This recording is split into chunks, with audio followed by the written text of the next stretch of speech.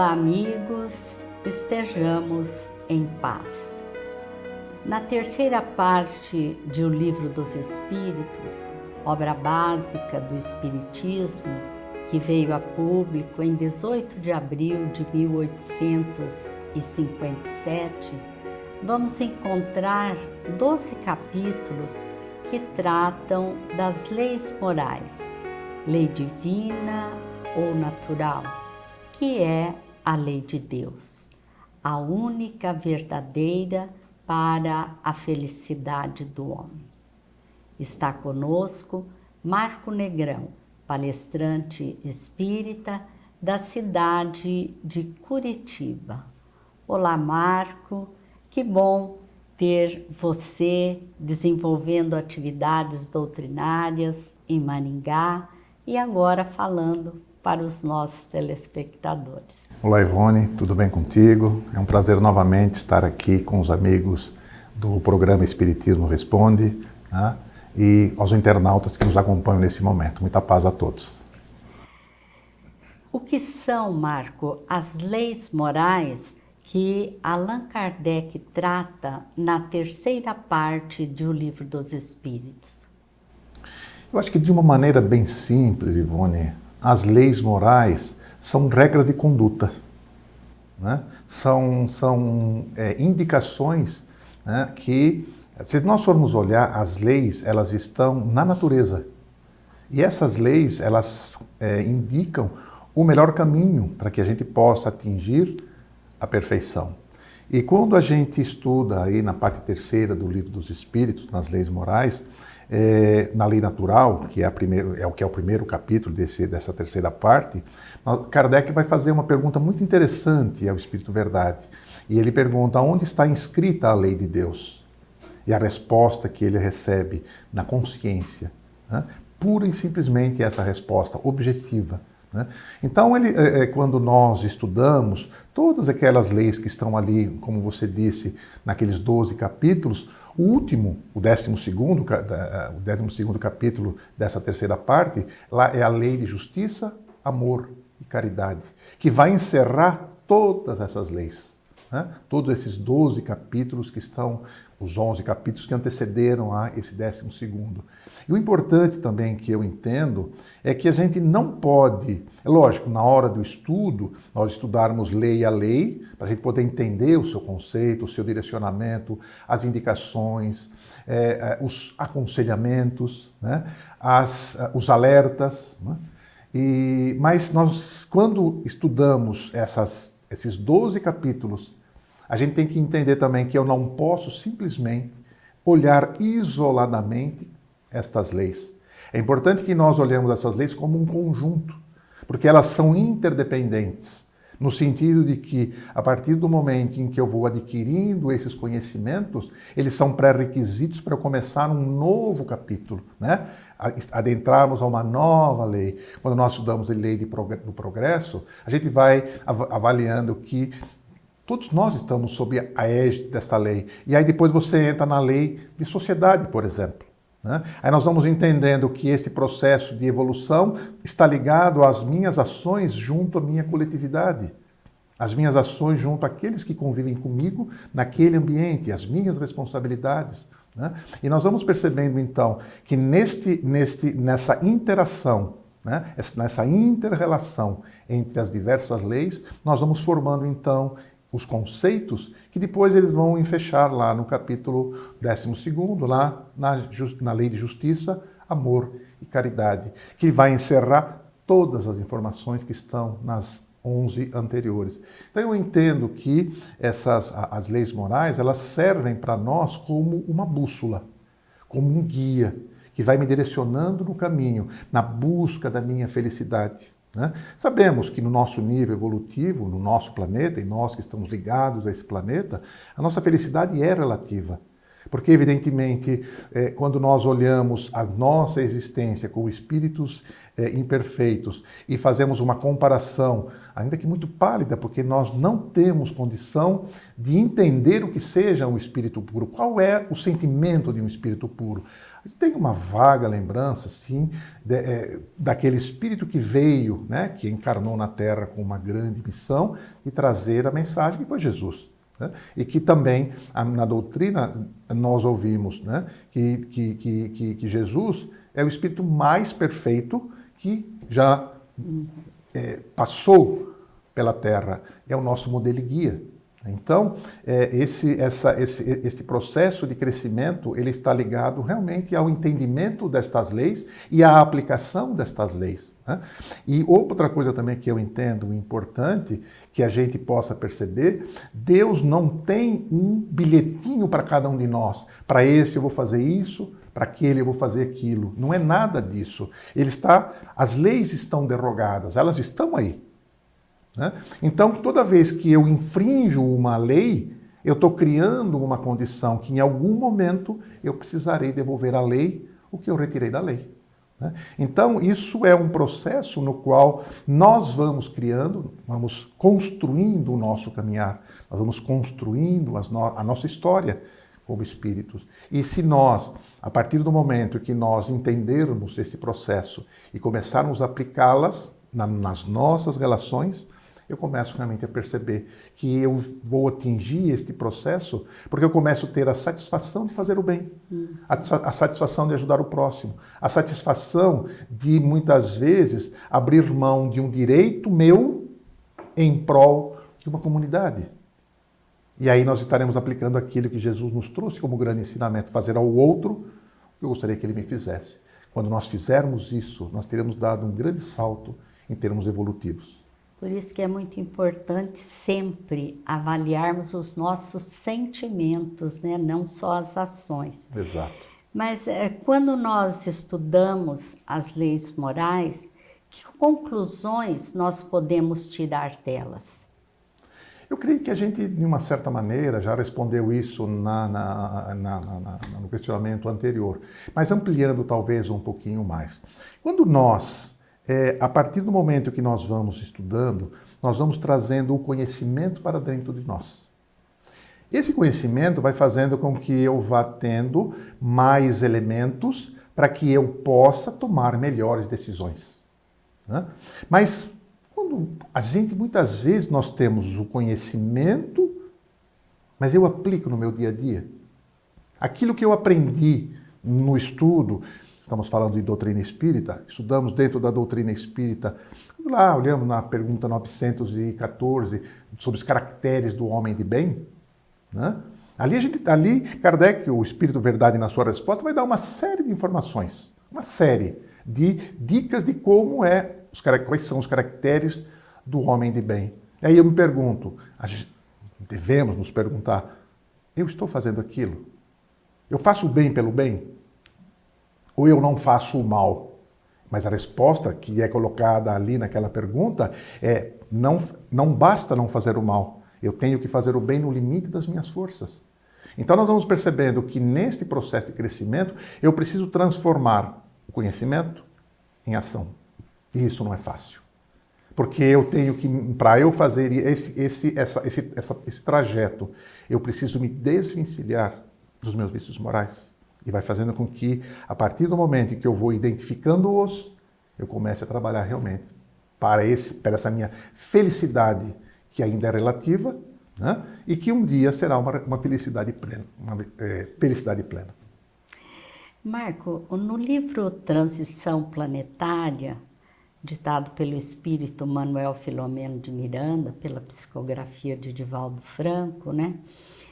O autor nos alerta sobre as dores e loucuras pelas quais a humanidade estertora atualmente, né? Que dores e loucuras são essas? E você acha que tudo isso está fora do controle?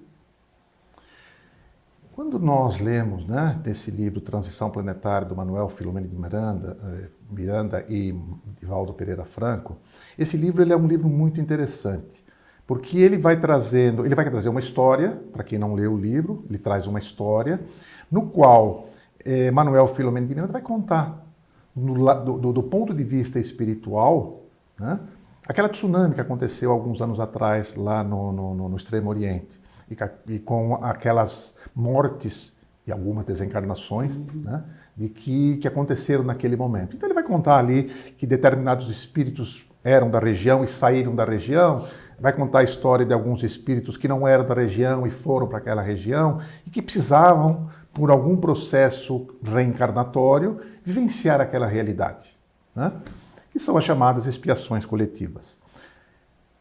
Esta informação a gente tem em outros livros da codificação, da nossa literatura subsidiária da doutrina espírita. Então, essa informação a gente tem em outros livros. Então, é um livro bonito, evidentemente, mas é um livro com informações que existem em outros.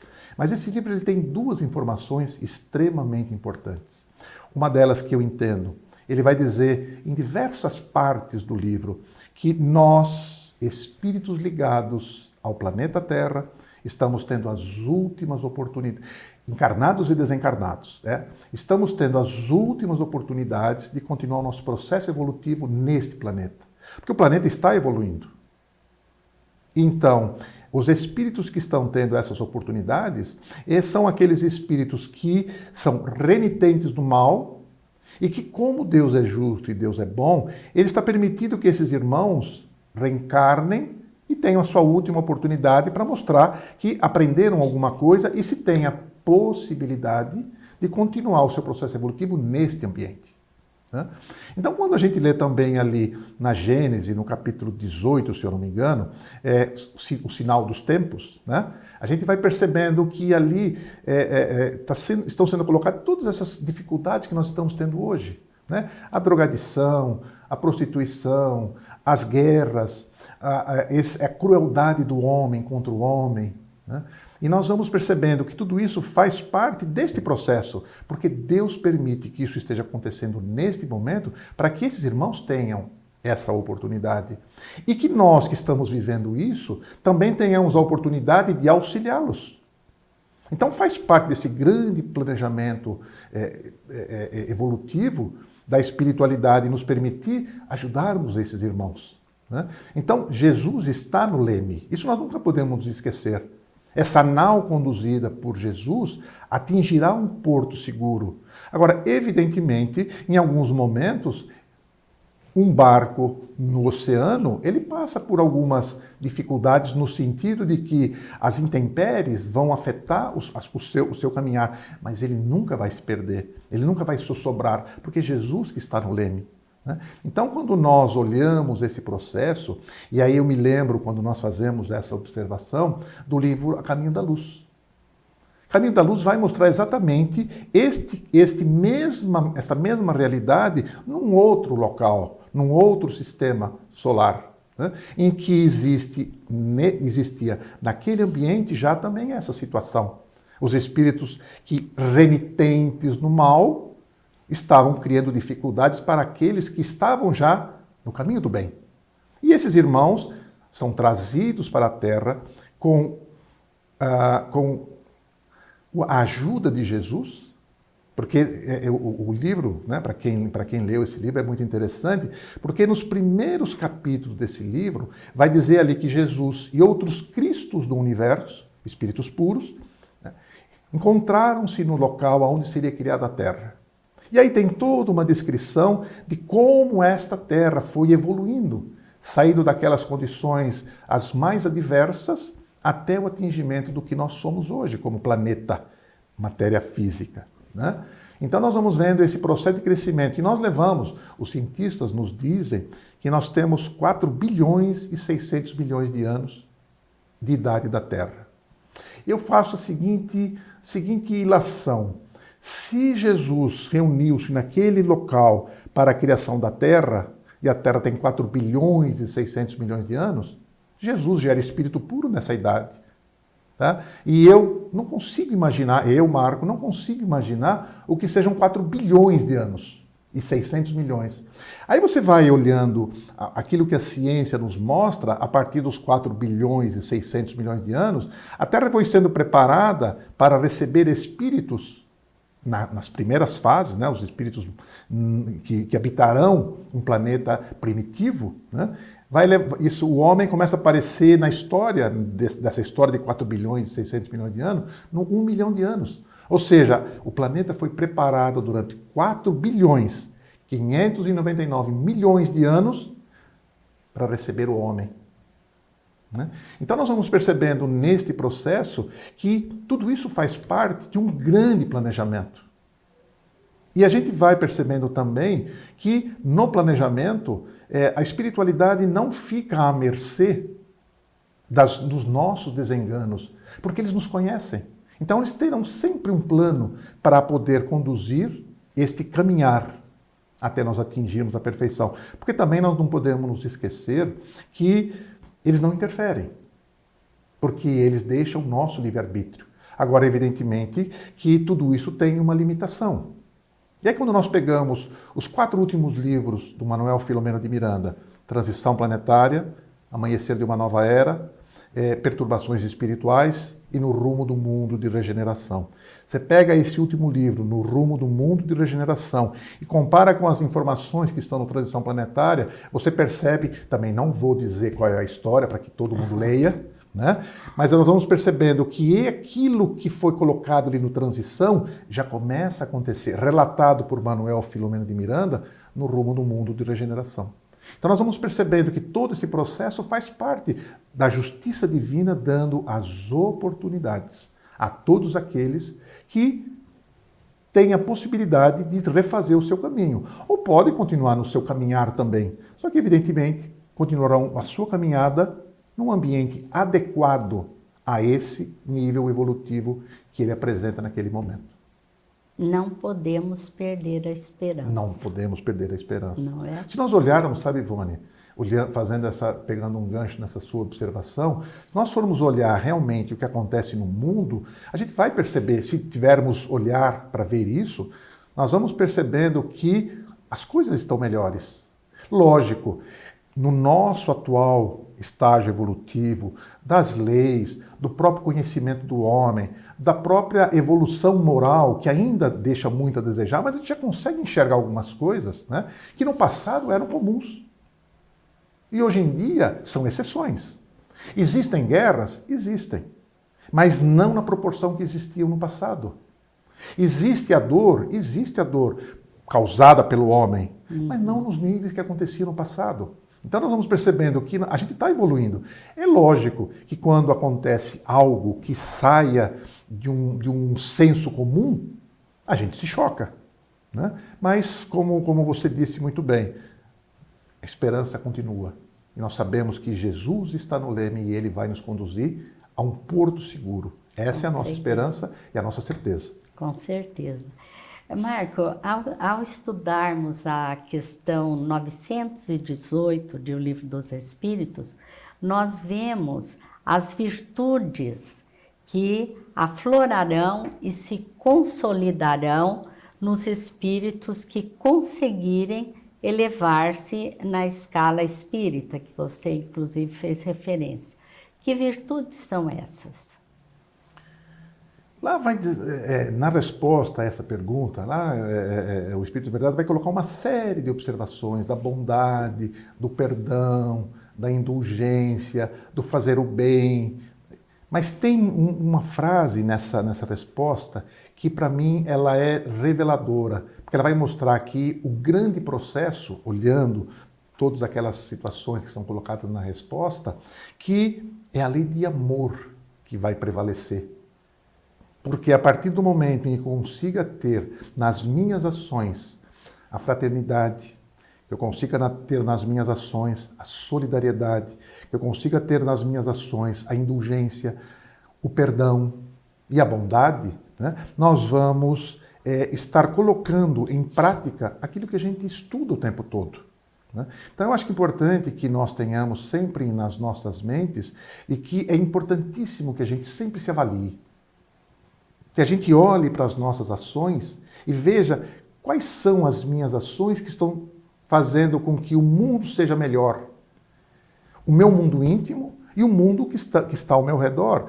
Os meus amores, os meus inimigos, né? As pessoas que estão convivendo comigo e o que eu estou fazendo para que elas também melhorem. Né? Porque eu diria, se nós olharmos alguém que é um religioso, que tenha uma religião, né? E todas as religiões pregam o bem, todas, sem exceção, né? Independente da denominação que ela tenha. E se eu olhar que todas elas pregam o bem, a minha pergunta é, eu faço o bem? Eu aplico no meu dia a dia aquilo que a minha religião pede que eu pratique, que ela me diz que esse é o melhor caminho, independente, como eu disse, da denominação religiosa. Cada uma delas vai ter uma explicação, cada uma delas vai ter um direcionamento, as consequências e tudo aquilo que a gente conhece. Mas ela prega o tempo todo que nós devemos praticar o bem.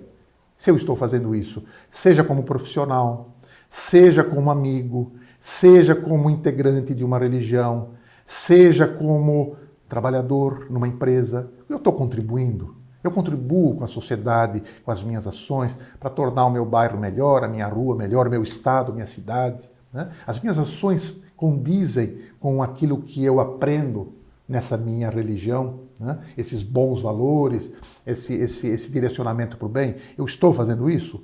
Eu estarei praticando aquilo que a justiça divina nos diz, né? Que a partir do momento em que eu comece a colocar em prática essas virtudes, e principalmente essas que eu citei, a fraternidade, a solidariedade, a indulgência, a bondade e o perdão, e aí nós vamos então, neste caminhar, nós atingiremos a perfeição sim um dia, mas é uma caminhada longa, infelizmente, para nós ainda como espíritos imperfeitos que somos. Longa e difícil. E difícil. Né? Marco, muito obrigada, a nossa gratidão pela sua presença, a nossa, como eu me referi no início, a nossa cidade, e nós desejamos, por certo, tê-lo em outras oportunidades conosco. Muito obrigado pela oportunidade e um grande abraço aos amigos aqui do Maringá. Muito obrigada. Nós agradecemos a todos vocês que estão nos assistindo, esperamos estar juntos em outras oportunidades e lhes desejamos muita paz.